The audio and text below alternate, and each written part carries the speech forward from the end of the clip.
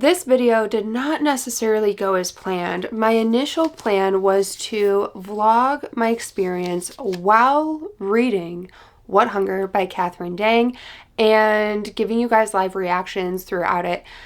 That didn't necessarily go according to plan because it ended up only taking me 2 days to read this, and I failed to take any videos of reading updates along the way. So we're just gonna sit down and I'm gonna go through the whole thing with you now. But in the future, I am going to make sure that it actually is like a true reading vlog and I give updates along the way, my thoughts, theories, all of that. But I will say I don't think that having not done that for this book took anything away from the experience of reading this, because I do believe that this is a book that you almost need to have the whole story.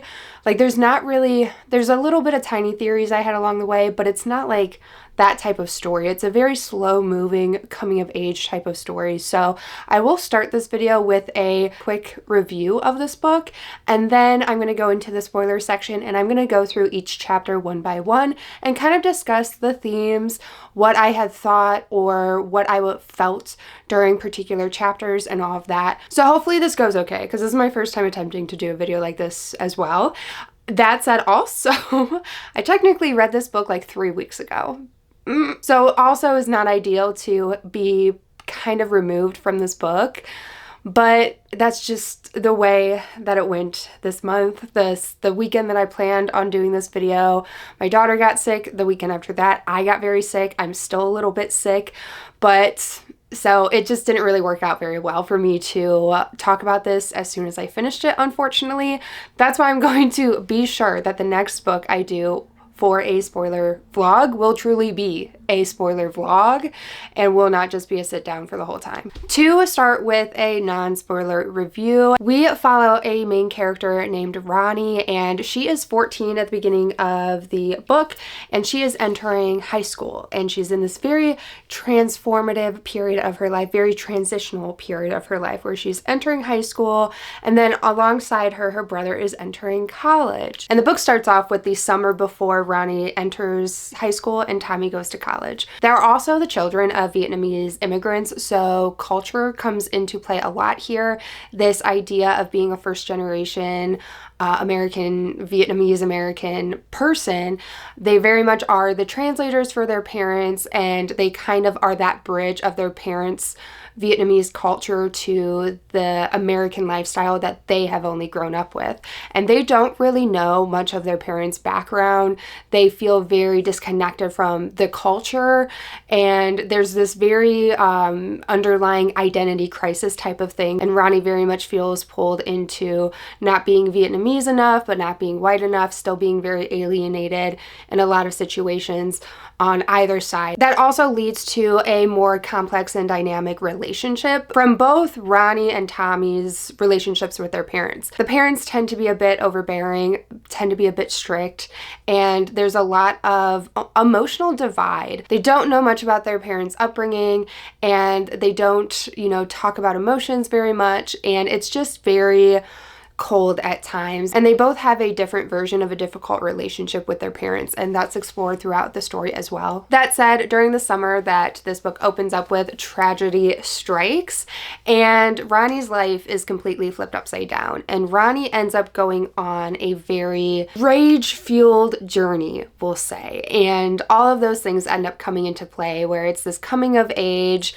this cultural divide, these complicated relationships with her parents tendency to hold back from her, and all these things culminate into this very rage-fueled journey for Ronnie. So that's kind of the setup of the story. So overall, I did enjoy this story. It's definitely one of those more character-focused, slow burn types of stories, very coming of age. It does kind of remind me of Chlorine by Jade Song in terms of kind of like the pacing and the journey. There is also like an Asian American cultural aspect to Chlorine. I did like Chlorine better. Chlorine was a 5-star for me. I loved that book.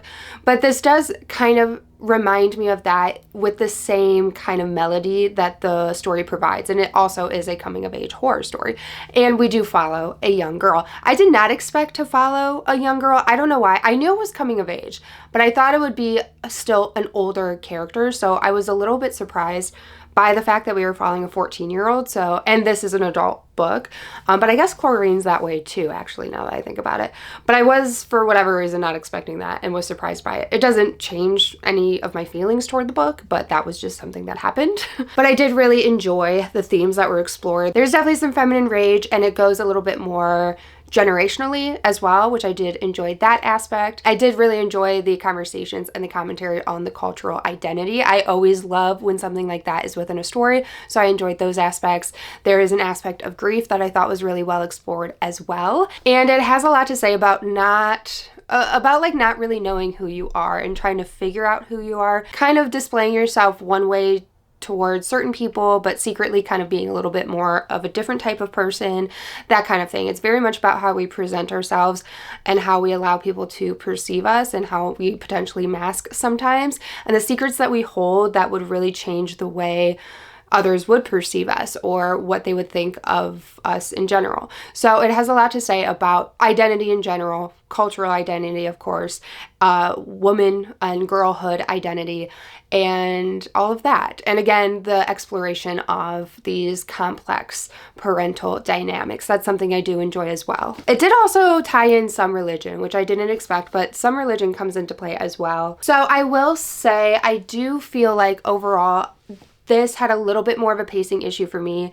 I did compare it to the pacing of Chlorine, and I don't know why. Chlorine just worked a little bit better for me. So the pacing wasn't perfect to me, and there was a lot of stuff that I wish we explored more of or earlier in the book and did a little bit deeper with that, particularly with Ronnie's relationship with her mother. We do eventually find out some of her mother's background, and while I do kind of like what it was, I do feel like it was a little bit shoehorned into there because it comes up very much at the end of the book, and it felt a little bit shoehorned. It felt a little bit forced. The pacing just wasn't quite there for me. And some of the more feminine rage aspects, I do feel like some stuff happened very suddenly, and it just didn't feel very organic or natural when certain things ended up coming up. So when we started to shift into that feminine rage and her very much exploring that, and it becomes very visceral, there's a particular scene, which I won't talk about in this part, but there's a particular scene that felt very almost convenient, and again, just kind of unnatural and clunky a little bit.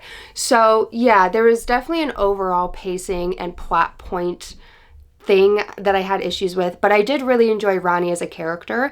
I enjoyed, again, all of the things that she's grappling with at her age, all of those various themes that we talked about. I do like how Ronnie explored those for herself. And just following Ronnie in general. She's not a perfect character, but I did enjoy her aspect and her voice of the story. But I do think a couple of plot lines just didn't really hit for me. Maybe there were a few too many plot lines, and I wish we leaned into certain ones a little bit more, because some of them ended up just getting tied up super quick and awkwardly. I don't know. So I did enjoy it. I didn't love it. Getting a 3.5 star from me. I do think it was above average. I do like the tone of the story, but there was just some formatting and structural plot things, pacing things that I had a little bit of issue with. And it just wasn't the perfect book for me, but I do think it was really solid and slightly above average, and I do recommend it if it sounds like a book for you. Just know it is a more character-focused, slow-burning, coming-of-age type of story, but it does get very gruesome by the end, so there's that. Okay, so now, spoiler zone. We're in the spoiler zone, everybody. Spoiler zone. So I'm literally gonna go chapter by chapter. Hopefully I took good enough notes while I was reading the book that this will go nicely, because again, it's been a few weeks since I read it. So chapter 1, we open up with the graduation party of Tommy. And of course, this is where we get introduced to our characters. We are already starting to see the cultural identity crisis in a way from the family that's at this party. So on page 7, One of the uncles talks about that it's sad that the kids don't speak Vietnamese, and their dad says that they're busy with school, but that they only need English in America. So it's kind of already highlighting that whitewashing of these other cultures, kind of showing both that the children are losing their culture, but there is also this attitude that, well, they don't really need it anyway. So it's sad to see somebody succumb to the whitewashing that is very much done in America, and the push to have people only speak English and blah blah blah blah. It's sad to see that type of pressure work, but I know it very much does, and it can very much be a survival mechanism, which we will see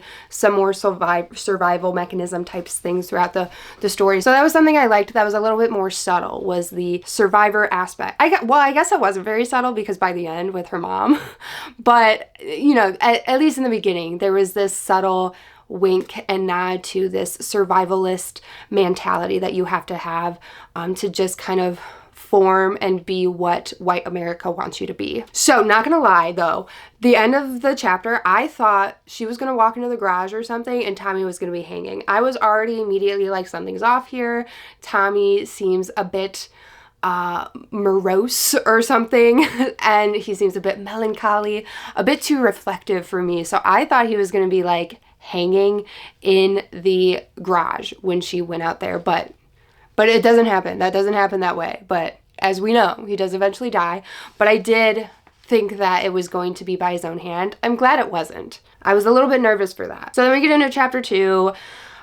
This is pretty much the chapter where Ronnie discovers romance novels. This is like a chapter that I was like, okay, anyways, like, I get that it added to Ronnie as a character, but I don't know that it really pushed anything forward. I guess maybe her and Tommy's relationship, now that I think about it, it did establish a little bit more of their connection, which I guess in retrospect, I could see how that's important. So yeah, it was kind of just exploring that. She's reading romance. He's very much dogging her for it, which is just very poignant because I know that the romance community and romantasy community get dogged on all the time, and they are always dogpiled on. So that was kind of funny. Not like funny haha, but funny, yeah, that happens. So still in chapter 2, I marked, I should have told you guys what my annotations are. I think, if I remember correctly, I always have a tab that's just like miscellaneous. So the first tab I did was actually just because I liked the way that a certain sentence was written. So literally on page 3, it just said, like the town of Westbrook, the crowd was made up of mostly white families, grandparents, aunts, uncles, and cousins who all added to the heat. I don't know why, I really enjoyed that the end of that sentence was who all added to that heat. It just made a very sensory, dense, humid feel, and I think it just like really enhanced that sentence in such a simplistic way. Like, you don't need all this super flowery writing to get like an atmosphere and a feeling across. And I just really liked that sentence. So that was kind of like a nothing. But then I do also have dark red for any time that like a cultural conflict comes up. So that was the part marking where the uncle mentioned that it was sad that they don't speak Vietnamese. So anything where there's like this cultural identity divide happening, those got marked for me. And then on this page, page 21, I marked this explanation of Ba and Tommy's relationship. So this like purple fuchsia-ish color is parental relationships. So Tommy and Ba had like he was just angsty. Tommy was angsty at that point. He was ready to go and be his own person and do his own thing because he was seen so much as like being the straight A student and had a lot of pressures on him to succeed and be good and do things, which is something that I know a lot of, first generation children of immigrants tend to have. There tends to be a little bit more pressure because now we're in America. We got to make the American dream happen. You have to be successful to be respected. And there's a lot of pressure going along with this, dare I say, fake illusion. Well, I guess not fake illusion. That would be a double negative, but this illusion of the American dream. People that still buy into this idea of the American dream and still believe in the American dream. Meanwhile, it's not as obtainable as they want you to believe that it is, but there is that pressure that goes along with that. So Ba and Tommy kind of butted heads a lot. It said, we had the occasional fight in our family, but lately there was more bickering between Ba and Tommy. They argued over trivial things. The rap music that Tommy played on the radio, the way Ba left no space in the driveway for Tommy's car, the ripped holes in Tommy's socks, the way Ba spoke with food in his hands. They kept swiping at each other and neither of them knew when to stop. So that I thought was a really great way to highlight the fact that their relationship at that point was a little bit tense. Oh, also with the dark red, not only did I do cultural identity conflicts, but also gender identity conflicts, because there's just a lot of standards, particularly Ronnie is held to because she's a woman, so she should be doing womanly things and whatever. And there was one where her dad said, "Don't be vulgar, Veronica. That's disgusting for a girl to say." And then later on he says, she calls him sexist. And he says, "Sexist," Ba repeated. Even if he didn't know the word, I was sure the mere mention of sex only made him angrier. "You think you're so smart with your big English words." So that was kind of like a combination of the gender and cultural divide, because again, Ronnie and Tommy speak English very well and their parents struggle with it. So that to me really highlighted the almost animosity, the almost frustration that even the parents might be experiencing because they're in America. Again, they do kind of rely a bit on their kids to bridge that language barrier a lot of the time. So I thought that was a really interesting aspect to add into the story as well. And I liked seeing, well, I didn't like seeing it, but I appreciated seeing that play out and that come up. So yeah, that chapter is pretty much Ronnie discovering romance novels and just kind of giving some of the day-to-day interactions of the family as a whole. Okay, so chapter 3, it starts heating up a little bit. So this is the chapter that Tommy and Ba get in a fight, and Ba ends up slapping Tommy. And what's interesting is they were getting into a fight about communism and having this government argument pretty much, where Tommy was kind of saying like, I don't really see what's so wrong with communism, but Ba was somebody who grew up under communist regime, and so he obviously has a different perspective and different understanding. So Tommy definitely did not realize what he was getting himself into, because again, they don't know anything about their parents growing up. But then so Ba and Tommy have their argument where Ba is saying communism is evil and Tommy's just like, I don't think it's that bad, blah, blah, blah. And then so Ba ends up slapping Tommy. So then he gets into his car and he drives away. He being Tommy. Tommy's the one that storms off in his car, which we know does not end very well. What killed me though in this chapter was, before we find out how this chapter ends, Ronnie is talking about how Ba is making like Tommy's favorite food and stuff, and it was like a peace offering. And in their family, they don't really apologize with words, but instead they do it this way. It says, "We were blunt about everything else, but apologies felt stilted, strange. We showed remorse through kindness, a favor, a small gift. Sometimes we continued like normal, as though there had been no fight." So then having that, and then Tommy gets in his accident, and then finding out that in Tommy's bag there were his dad's like favorite candy as his like peace offering. Oh my god, took me out so bad. So chapter 4 is Tommy is dead and it is his funeral. We find out what was in his bag. This is kind of when religion starts to come into play as well, and also that cultural isolation, because a lot of the prayers that their family is doing, they are speaking in Vietnamese, and Ronnie does not know how to speak in Vietnamese, so she's just kind of there. She says, "I liked to imagine that he was listening in on his own funeral. I wondered if he would have been just as bored and confused as I was, sitting in a church that we never attended, praying in a language that we didn't speak, and mourning with people whom we barely knew." And I just thought that that speaks volumes of funerals in general sometimes. Another line that I liked in that same chapter was, quote, "I was afraid for Tommy, who was either existing or not existing in the space after death." Chapter 5 is after the funeral, and Ronnie is officially starting high school, and she's obviously very much still in the throes of grief. So on the first page of chapter 5, it says, "On my first day of high school, I felt nothing, no nerves, no excitement, no dread. It was simply one more day of my life." And then we also start to see a little bit of her mom's grief. So it says, "After the crash, our mother had stopped driving entirely. There's no warning, no announcement. I only noticed when the groceries ran out." So that was like the first inkling of how their mom's grief is playing out. She stops driving, and eventually later there's a lot of repetition with the particular brown robe that she continues to wear. So I liked what those were bringing to the story and how those were highlighting their mother's grief. Oh, and then to go along with that, literally on the next page, it says, but I think most days she slept in, she made up for all the sleep that I lacked. So we're seeing the two different versions of grief, not being able to sleep at all, and her mother very much kind of being depressed and staying in bed and trying to sleep, which I relate to. I'm like somebody who wants to sleep away days. Then Ronnie describes her interacting with girls at school after Tommy died. It says, the girls had questions. Sharon had to peer around me to talk to the others down the table, and I kept eating and I kept giggling with the others. But eventually I stopped listening. It was all the same humming in my ears. So that very dissociative feeling, walking around through life very numb, very clouded. So, and then she's talking about how, because her and Tommy shared their bedrooms, and she's talking about how she was so excited at one point to have Tommy leave and to be able to have the full room to herself, what she was going to do to the other side of the room. But then she goes on to say, now I had no desire to decorate anything. I refused to use his half of the room, so I left it bare, which very much speaks to me to this like level of, even after somebody's gone, you don't want their full essence gone. Like, you don't want to move their stuff. You don't want to get rid of anything that still has traces of them, that makes it seem like they're still around almost. Not at all comparable to a brother dying.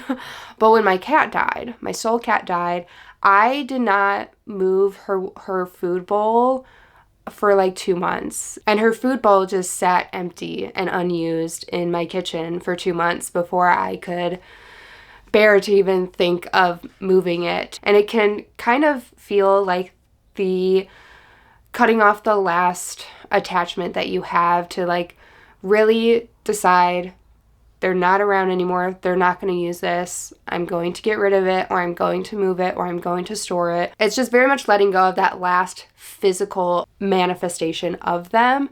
And yeah, so that hit me pretty hard too. So then chapter 6, her Comey comes to town, which is her aunt. And I really liked what she brought to the table. She was kind of Ronnie's connection and bridge to her parents. She offered a different perspective for her parents. She offered a different, even like link to Ronnie's culture and to her Vietnamese ancestry. I really loved what she brought to the table and how she showed her care and love for the family in their time of grief as well. She set up the oranges, the fruit that were an offering to Tommy by his shrine, which I really loved that was a thing, and how that kind of gets brought up again when I think, well, I'll remember maybe once we get down there, but if I remember correctly, I think the mom ended up taking the fruit away, and Ronnie was really upset about it. At a certain point, more towards the end, I think the mom ends up putting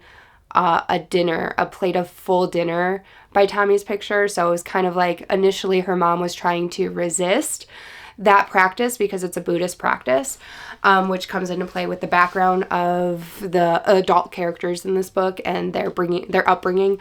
But she kind of at first really wanted to resist that practice, but then in the end came around to it. And I loved the fact that circled all the way back around. And then later on, they are having a conversation over food, and Comey says, that's a shame. They have all the food in the world, yet they waste so much of it, talking about just like America in general. And her dad says, she's American, that's how they eat. They love all their salt and sugar and cheese, which is very true, but it also highlights the fact that even the parents see Ronnie at this point as American. They almost push her away as not being as Vietnamese as them as well. So that was kind of like sad, I thought. And later on it says, we were American kids with Vietnamese parents. We were foreigners to them, a spectacle and experience. And then they end up talking about meat and kind of the history of meat in Vietnam and how meat became dangerous because the communists very much took over and the citizens couldn't have it anymore. Meat got very expensive. You could buy some from the black market, but you had to hide that you were eating it. And it says meat was a way of life, but the communists took that away. So starting to kind of lead into this meat conversation, to start to merge into that more cannibalistic approach of the book, which I kind of forgot to say in the beginning that this is a cannibalistic book, because while it is, like, I don't necessarily see it as much as one. I don't know. I feel like lately cannibalism books have been much more of a subtle thing. Like, you don't see cannibals the way that they used to be portrayed, saying like The Hills Have Eyes, or I don't know, those types of like media outlets. Obviously that's a movie, but it's not very much this very brutal way in that. It ends up being kind of a bigger symbolic thing. Anyways, chapter 7, this is like a huge turning point. So this is the chapter that Ronnie ends up getting assaulted. And the way that was described was like, gave me goosebumps. I just felt it on such a visceral level. The way that it is not so graphically, but very emotionally and psychologically explored, I really appreciated. And I like that it didn't get so far. Like, she was still assaulted, but it didn't get so far. She was able to get away at a certain point, and it didn't get as far and as brutal as a lot of other women end up facing. And I also appreciated that as well. It wasn't gratuitous and still didn't shy away from what it did do and what it did want to say. And then also, I forgot to mention this whole time through, there's the neighbor, the neighbor Gigi, which I forgot that this was a plot point, honestly. I don't know. Like, that's like what I was saying in the beginning with like the non-spoiler part, if you listen to that part. But like the Gigi and husband storyline, like I get why it's in there, but it felt not super seamless. We learn about Gigi in the beginning, that she's just this very mysterious looking neighbor across the street. And her husband kills squirrels. And then we kind of like forget about them for a while, and then they get brought up, and then we like forget about them for a while, and then they get brought up again. So I don't know. I feel like the Gigi husband stuff didn't feel as like organic and seamless as some of the other plot points. But I think the fact that I even forgot about that plot line speaks a lot to the fact that I don't know. I don't feel like, whatever. Maybe I'll solidify my thoughts on that plot line as I finish going through it. But I totally forgot about Gigi and her husband. Anyway, so Ronnie gets assaulted. She walks all the way home, and I think it's a very, very far walk. And she ends up seeing through the window Gigi and her husband and a potential like domestic violence situation where she believes that Gigi is being attacked by the husband. So there's that aspect. It starts to tie that in. But anyways, before like we get into all of that, some of the things that I marked throughout the chapter, so those are like the main points of this chapter, but some of the things I actually marked. So this kind of frustration and rage, this is when it's really starting to build for Ronnie, and she's kind of gone past the whole like numb part of grief, and now she's just like mad, and she's seeing things in a very different light. And now there's this rage that's starting to boil within her. So on the first page of chapter 7, she says, "I was frustrated. Nothing seemed to look right, not the clothes on my body or the glasses on my face. My skin was oily, marked with acne, and my skin was tangled. I felt absolutely disgusting. I had always noticed these things, but they had never bothered me so much. All of a sudden, there was a sense of urgency. I had to wear the right clothing. I had to fix up my face. I had to untangle my hair. I should have already dealt with these flaws on my own. Now there was a high school party at stake." So that very coming of age aspect coming into play here, where she is now becoming more of a woman, and the standards set for women and girls are now being heavily pressured onto her, because even her friend has a boyfriend now that's like way older, and I think he's like a senior and they're freshmen. So her friend has a boyfriend, and she's witnessing her friends growing up, and now she's realizing she has to grow up, and there's a certain frustration that just inherently comes with that, I feel like, along with like the actual biological hormone shifting and puberty and stuff like that. So it's just a very tumultuous time for anybody. Is this, again, very transformative period of our lives where we're we're still teenagers, but we want to be, and we act like we're so much more grown than we are, and we're very much pressured to act more mature, and particularly girls, I feel like, are pressured to act more mature. We're told that we're naturally more mature and mature faster than boys, but younger girls are just womanized a lot quicker than they should be. And it's very predatory. So this whole age of our character and this time of her life very much brings that up for me. And then right on the next page it says, all of a sudden I was a teenager who needed to know about makeup and clothes and boys. What would come next? College, a job, a house, some kids, and more death. So the cost of growing up, unfortunately. So then, yeah, Michael ends up assaulting her, which was very sad because he seemed like he was a sweet boy at first. And then all that happened.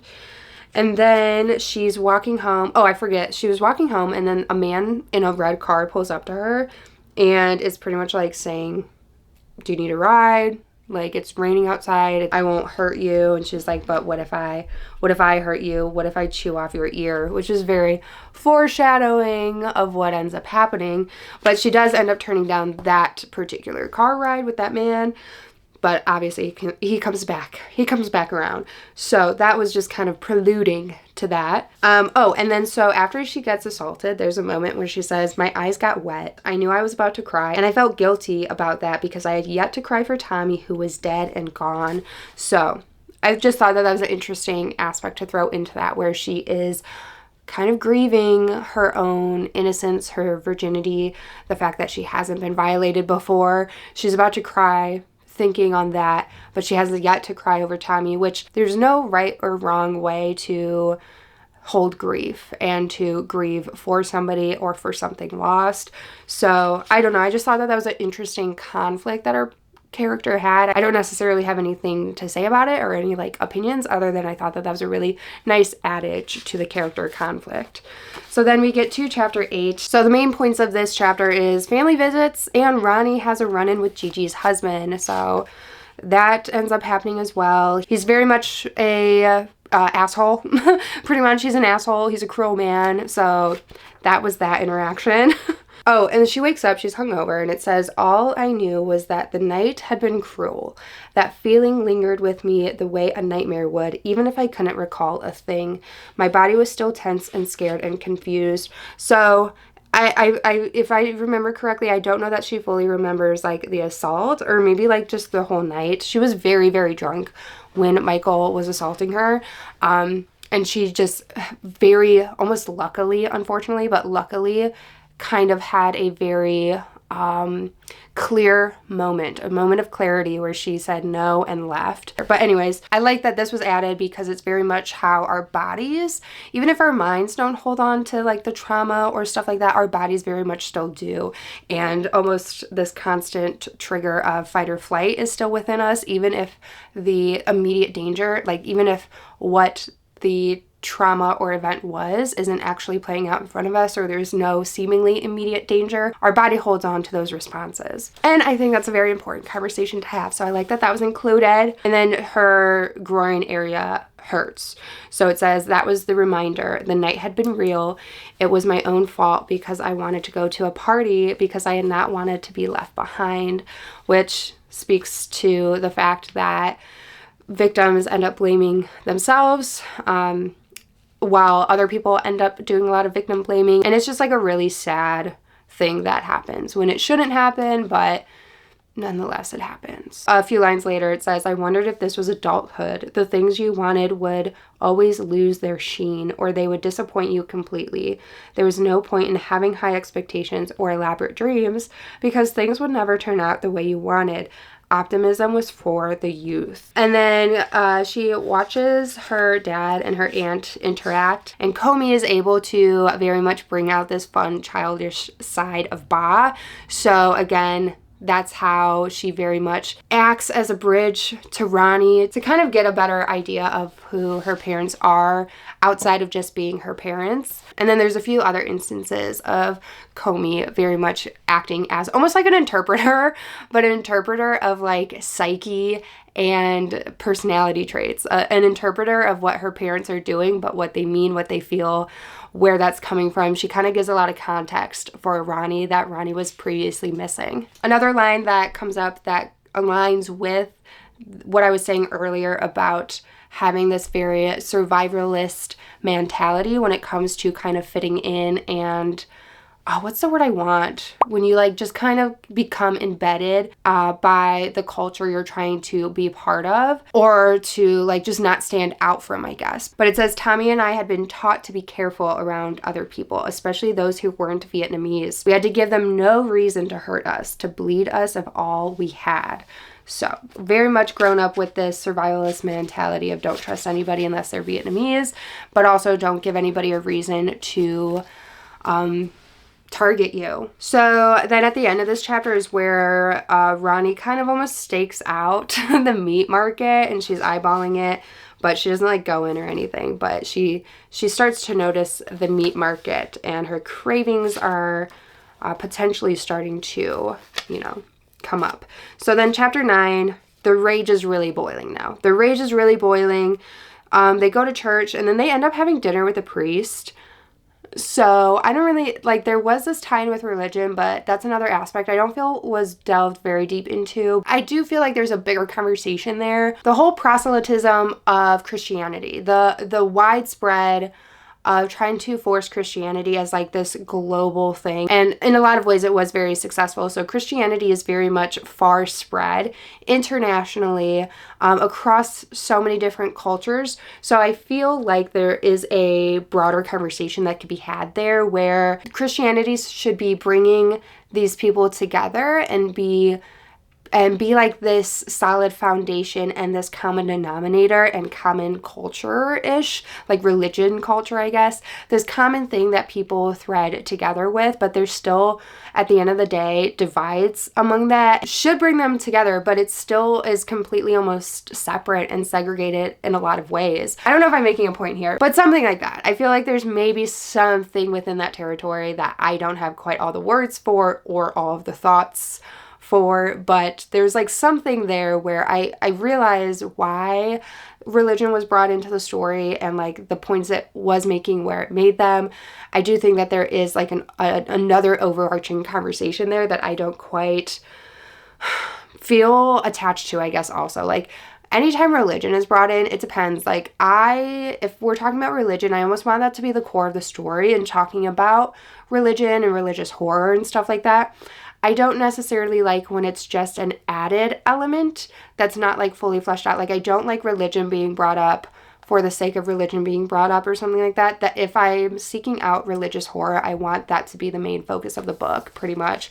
But all of that is to say that this chapter 9 is very much shedding light on the way that Ronnie is grappling with religion. They're talking about this priest, and we come to find out that Tommy was very much having issues with his religious beliefs and stuff like that. But there is also this cultural tie to them being religious.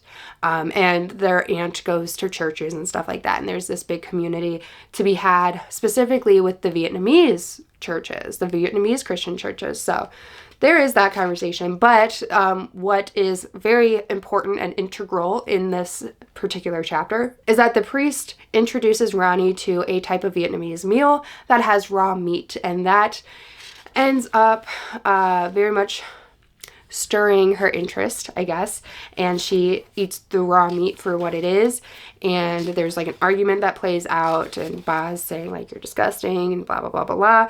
But then after having had this raw meat, that's when Ronnie's hunger very much starts to take over. Chapter 10, main points of this chapter is Ronnie goes back to school after the assault. So this is her first time going back to classes. She does confront Michael, which I loved that she was so forthcoming with confrontation at this point. I love that she, again, stopped the assault when she was able to. And confronted the fact that that was not okay. I just really loved that is how she was written, that she wasn't a quiet, non-confrontational type of victim, which is totally fine to be, because nobody's, again, the perfect victim. But I just enjoyed that we did get a type of victim that wasn't afraid to say something when she felt she wanted to. She didn't say it to everybody. She kind of kept it very much with her and Michael for a while, until Michael's brother later on. But, oh, which, by the way, I clocked immediately the yellow bracelet. And as soon as she went to the party, I was like, I don't know, Michael, the way not Michael, what's the brother's name? I forgot the brother's name. But the way the brother was interacting with her, I was like, ooh, I feel like he had a really, really close connection with Tommy, and maybe they were potentially secret boyfriends, which I was right. Anyways, back to chapter 10. So she confronts Michael after it becomes apparent that everybody knows that they hooked up, but everybody is treating it like a normal hookup and not the assault that it was. So she confronts him about that. Oh, Will. Will is the brother's name. Oh, I wrote it here. On chapter 10, I said, Will Peterson may have been Tommy's summer fling because the yellow bracelet made an appearance. So that was actually this chapter. I started using, I think, this bright red as almost like a trauma response marker. So it says, I was tense, my body coiled up. There were too many boys in the hallway with the same height or hair or coloring as Michael. And I was mad at all of them for looking so similar, as if they planned it together. My breath was shallow until I entered the classroom. When I sat down, I was already tired. Next page, I also have one marked with that. It says, the girls seemed unsure of what to say. I liked that I made them uncomfortable. It was a small taste of what I had felt that night. This one I marked as a miscellaneous because I just really liked the line.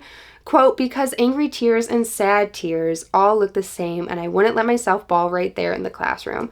Just the angry tears and sad tears all look the same. As somebody who sometimes cries when I'm mad, I feel that so deep in my core. It's so frustrating to cry when you're mad, because it's just like the opposite of what you want to be at that time, but it's just your body's reaction. Chapter 11 is when she goes to the butcher shop and she eats raw meat. So I think she gets a steak. I don't remember what type of cut she gets. She doesn't even have enough money for it, but the butcher's so nice that he's just like, here, actually just take it. Go away with your meat. And she goes and eats it raw by a tree, and she like passes out, and that's it. That's kind of it for this chapter in terms of plot point. Okay, and then chapter 12, we actually finally start to learn some background about her mom and dad in Vietnam.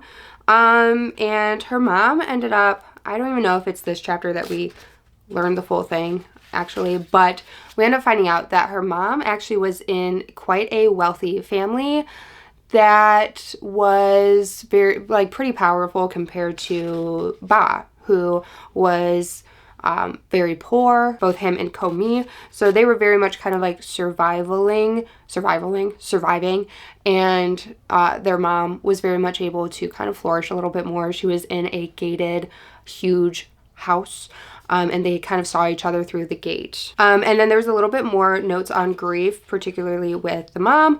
So Ronnie goes into the kitchen and she says, the kitchen was very, very quiet. It was dreary, and I felt like I was wilting with each passing moment. Then on page 153, she says, it was strange to see her so gloomy, but I suppose that was what happened when someone stayed with us for too long, or grief infected them. So she's actually talking about Komi in there. And then Ronnie finds out that they do still have like family in Vietnam, and she asks if they would ever want to go back. But Ba just like shrugs and says his life is here in America now. Chapter 13, the start of this chapter I loved. It ends up starting with like a crazy dream, which I really enjoyed the imagery of. She is at Hardee's meat market, and the butcher is glowing like an angel, and he's offering her any of the meat from his counter. But it ends up being a bunch of like human parts when she looks down. So I thought that was fun little imagery there. But she wakes up, goes to school, and just has like a really uninteresting school day, because she even makes the note that school had become so unurgent. So it just seems like a waste of time, and it's just a waste of energy for her at this point. She's not doing her homework, she's not doing any of that, because now not only is she still dealing with the grief of losing her brother, but now she's also been assaulted, so this is all compounding on top of her. But the teachers are actually very forgiving of this, because Tommy was actually a very gifted student, and he was a very nice boy that everybody really enjoyed. So they end up kind of giving her a lot more leniency and a lot more of a pass. And she makes the comment that even in death, Tommy still protected me, because he was very much an exceptional student. And they almost expected that Ronnie would be that. So they didn't really care that she wasn't necessarily turning in her homework. They just assumed it was going to be well done anyway. So interesting. And then I think they end up just having dinner at the end of this chapter. I actually didn't mark anything else for the rest of that chapter. So going into chapter 14, the main points of this one was that she stays up all night and she has a conversation with her aunt. Oh, and Ba also, I don't know if he's necessarily an alcoholic, but he does start to rely a little bit more on drinking beer in his grief process. Since I talked about the mom's grief process, I haven't really talked about the dad's, but he is turning towards alcohol a lot more. She says Meh was already withdrawn from the world, and it seemed like Ba was next. They were waiting to join Tommy. No use in trying anymore, and I would be alone. She mentions later on page 183, I thought I knew about the worst that humanity had to offer. Things like rape, genocide, torture, murder.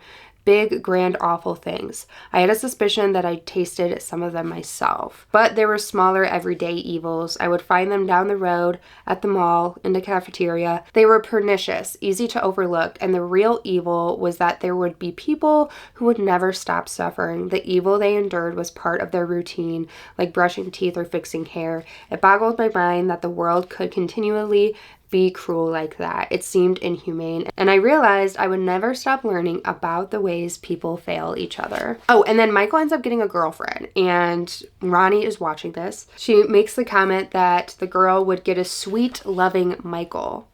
Then she says, which I marked by like my trauma tab, it says, I wondered what I had done to get the other one.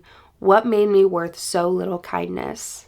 And that was really sad to read. Chapter 15, I didn't write bullet points on, so that sucks. Let's see. It seems like, based on like skimming over it, this is another chapter where they have another family dinner together. There's some conversation. Meh is getting irritated that Ba is drinking again. She says, you're drinking again. She watched him from across the table. There was no movement on her face, not even a twitch of her forehead. Somehow that seemed even scarier, because though I couldn't see it, I could feel Meh's rage percolating in the air. So they end up, I think, kind of fighting and going into separate bedrooms. Ba might leave, or he either leaves or goes in the basement, but they're fighting with each other.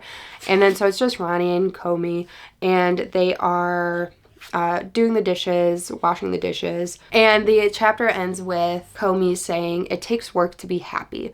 You have to try, Veronica. Which, now that I'm reading that, is kind of a nod to previously when Ronnie told Tommy that he needs to at least try with Ba.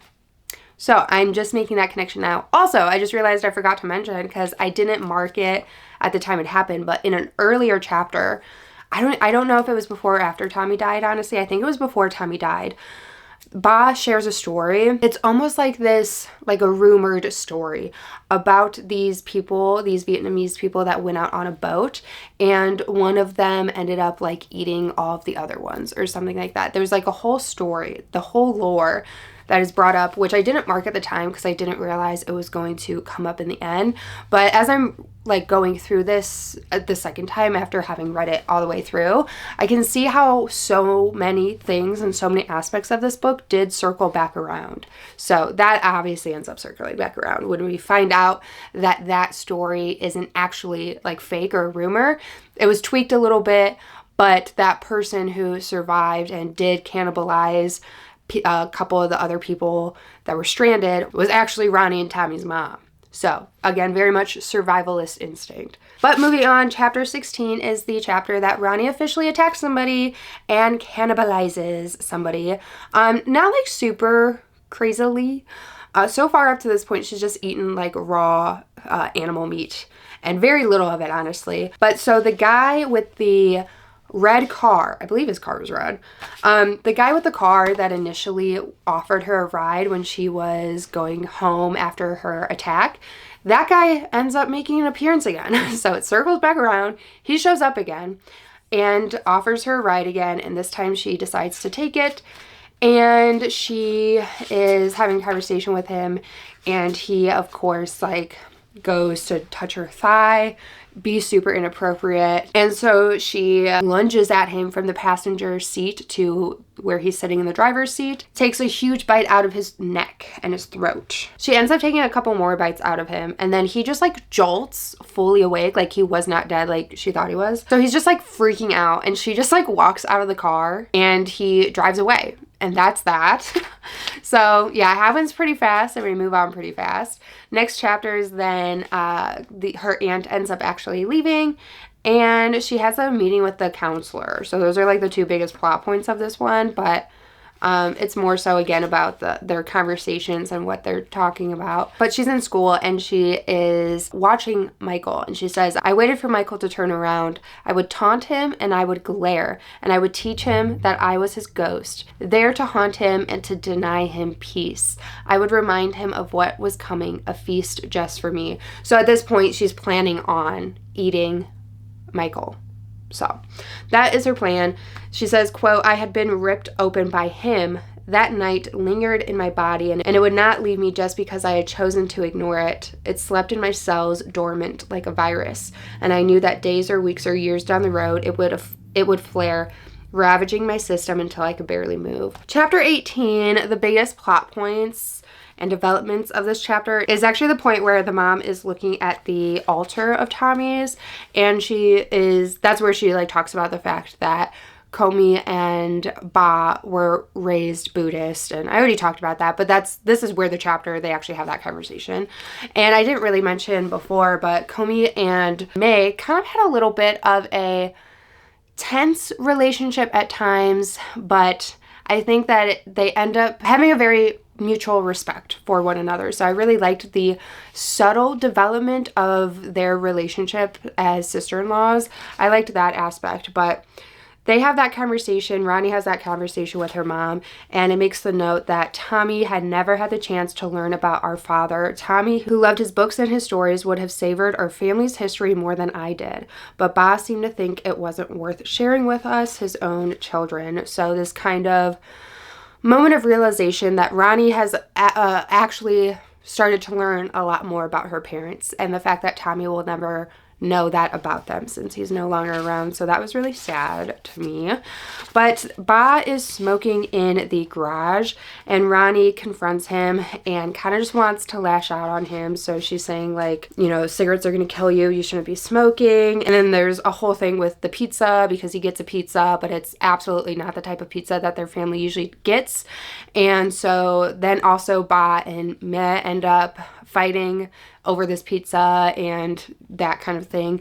It really, if you think about it, it's more so a fight about not having people show up the way you need them to for your own grief and stuff like that. Like, Ba is not showing up the way he needs to for his family, but he is also grieving.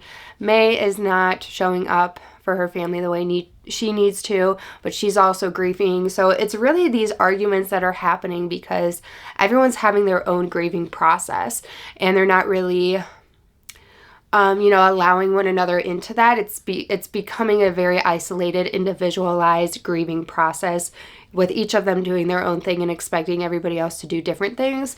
So that's kind of where all the arguments I feel like stem from, is this misunderstanding of what each other needs or wants in this time of grief. But so then Ba and Ronnie end up arguing in the garage, and she says, "Are you gonna slap me?" I asked, and I immediately choked on my words. For once, I hoped their English would fail them.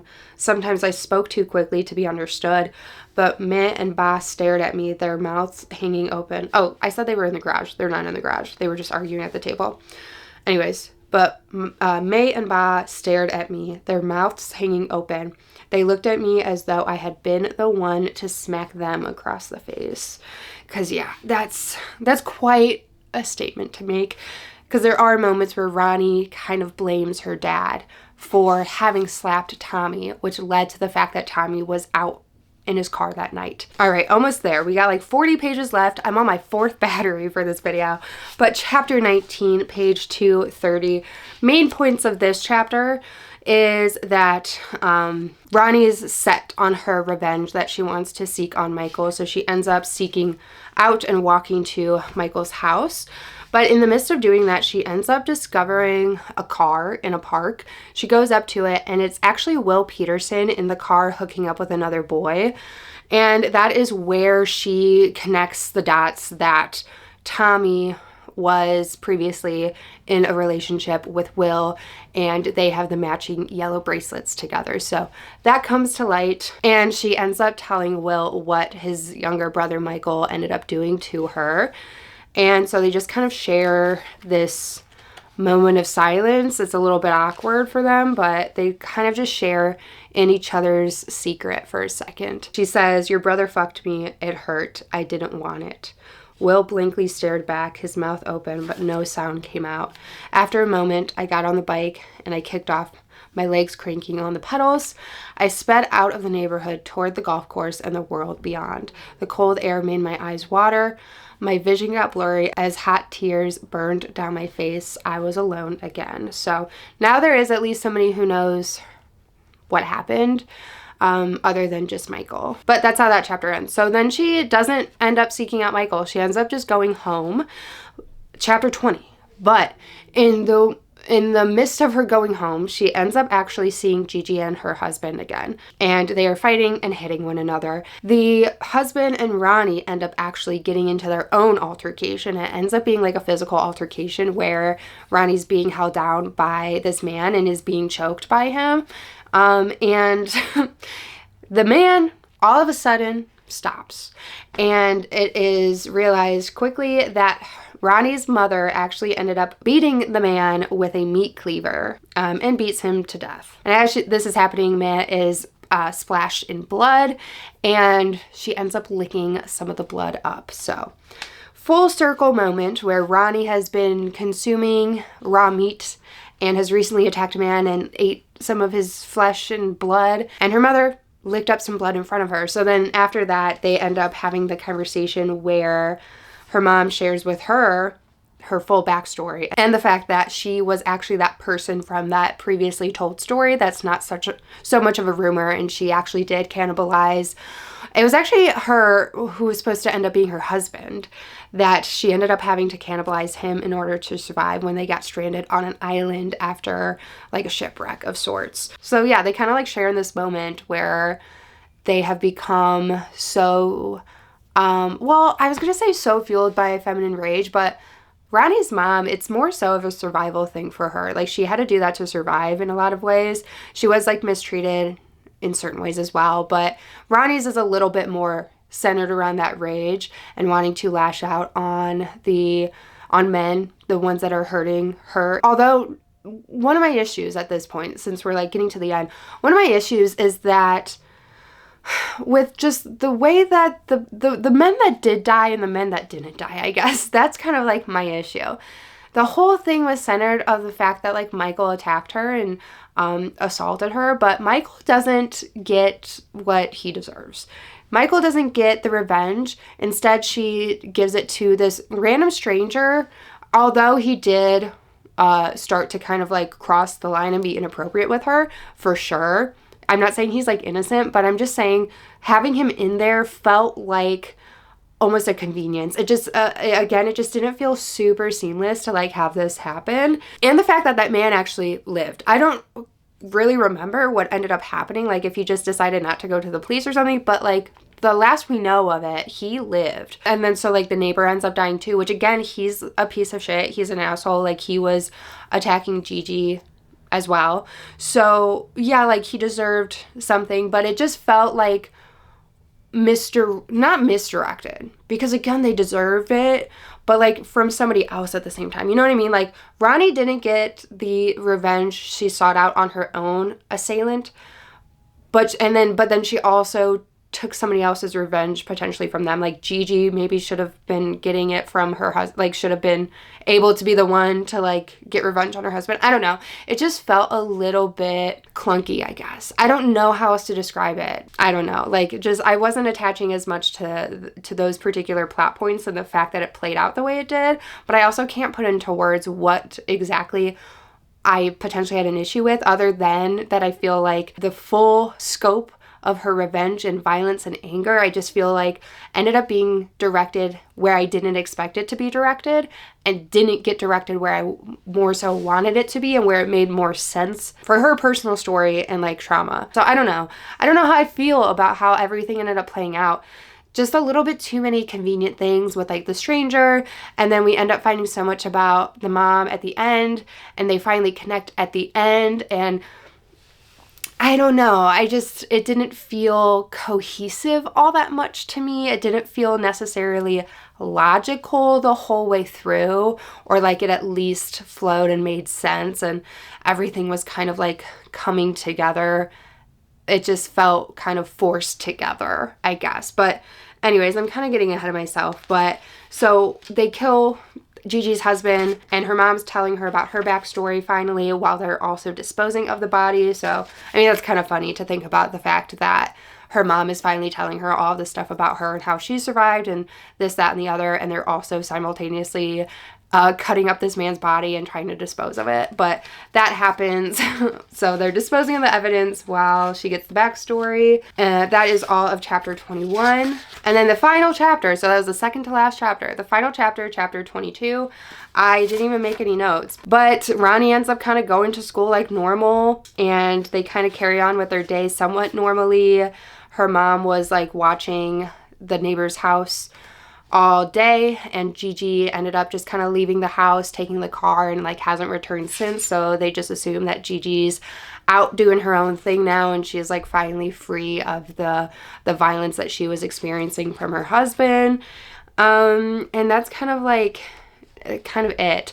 The mom ends up cooking a meal at the end, which kind of symbolizes the fact that maybe she's emerged a little bit more out of her grief, and she's like now showing up for her family the way she used to before Tommy died. So she makes like this really elaborate Vietnamese meal, and that's kind of like how the story ends. So overall, I feel like there was a pacing issue. Like I said in the beginning, I don't necessarily mind how like slow most of the book was, and just kind of like getting to be a fly on the wall with this family's interactions after grief. Like I liked the grief exploration and how individual the like dad, mom, and Ronnie's grief journey felt. I really actually liked the grief aspect of this book.